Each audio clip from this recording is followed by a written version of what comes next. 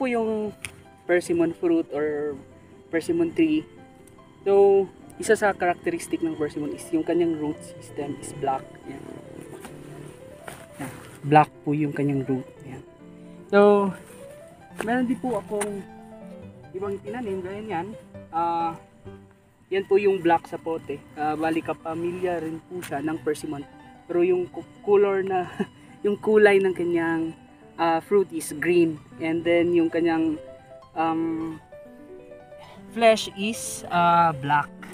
So ito kasi may pagka yellow orange. Ayan. So I don't know lang kung anong exact variety nito. Kasi usual sa mga persimmon dito is mga seed growth. Pero ito grafted na po ito. Galing yata ang sayo ng Baguio City. Yan, meron na tayong isang persimmon.